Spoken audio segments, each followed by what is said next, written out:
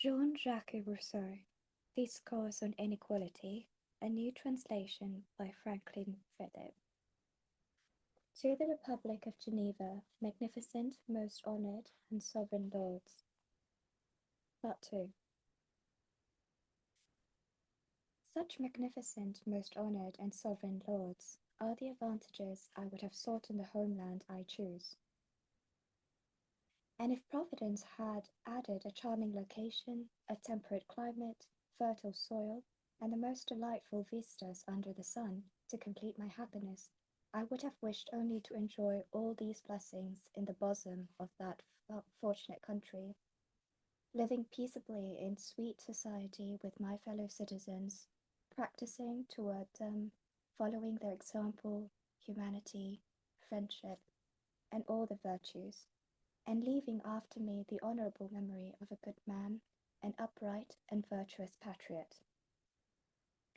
If less fortunate or wise too late, I were reduced to ending an infirm and indolent life in other climes, vainly regretting the repose and peace of those of which a misspent youth had robbed me, I would have at least kept alive in my soul the feelings that I was unable to express in my own country, and filled with a tender, disinterested love for my distant fellow citizens. I would have addressed them from the depths of my heart some such words as these. My dear fellow citizens, or rather my brothers, because nearly all of us are united by the ties of blood as well as those of law. It pleases me that I cannot think of you without immediately recalling all the blessings you enjoy, and whose value perhaps none of you appreciates more than do I, who have lost them. The more I reflect on your political and civil arrangements, the less I can imagine that the nature of human affairs could produce a better one.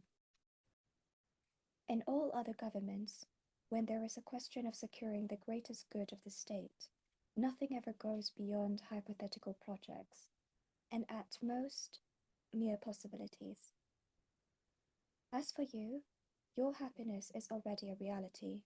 You have only to enjoy it and to become perfectly happy.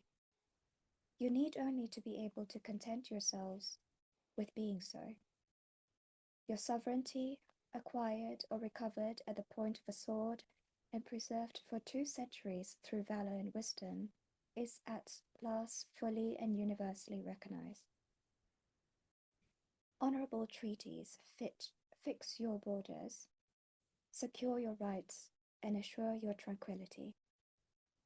Your constitution is excellent, dictated by the most sublime reason and protected by friendly and estimable powers. Your state is peaceful. You have neither wars nor conquerors to fear. Your only masters are the wise laws initiated by yourselves and administered by the upright magistrates you have chosen.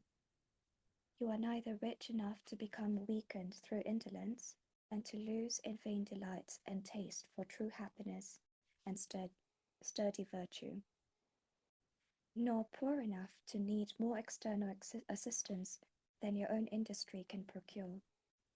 And the precious freedom that in the great nations is maintained only through exorbitant taxes costs you almost nothing to preserve.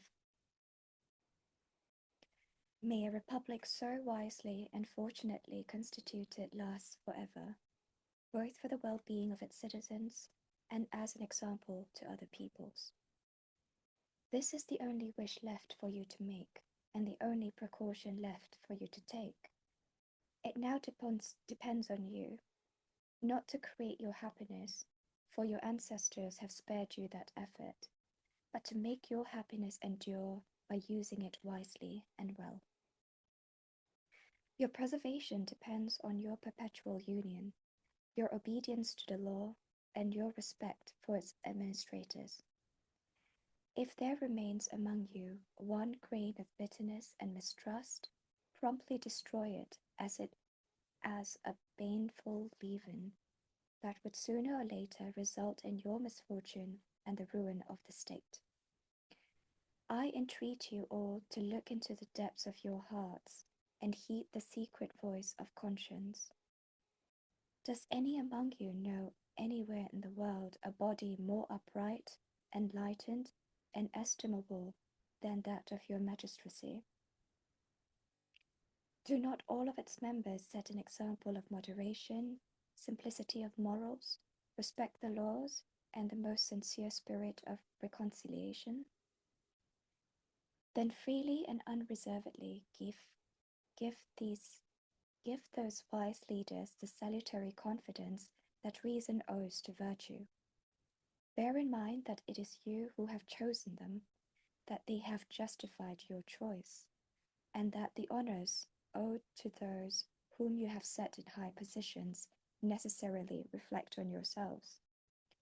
None of you is so unenlightened as to be ignorant that when the force of the laws and the authority of their defenders are weakened, there can be neither security nor freedom for anyone. What, then, is at issue among you other than doing wholeheartedly and with justified confidence what you would in any case be obliged to do out of enlightened self-interest, duty, and reason? Excuse me. May a culpable and fatal indifference to the defense of the Constitution never cause you to neglect, in time of need, the wise counsel of the most enlightened and zealous of your fellow citizens, but may equity, moderation, and the most respectful firmness of your purpose continue to regulate all your actions and to display you to the whole world as an example of a valiant and modest people, as jealous of its glory as of its freedom. Beware above all, and this will be my last piece of advice to you, of listening to sinister interpretations and malicious rumors, the secret motives of which are often more dangerous than the actions they report. A whole household is awakened and takes warning at the first cry of a good and faithful watchdog who never barks except at the approach of burglars. But people hate the nuisance caused by those noisy animals that continually disturb the public peace and whose incessant, ill-timed warnings are not heeded even when they are called for.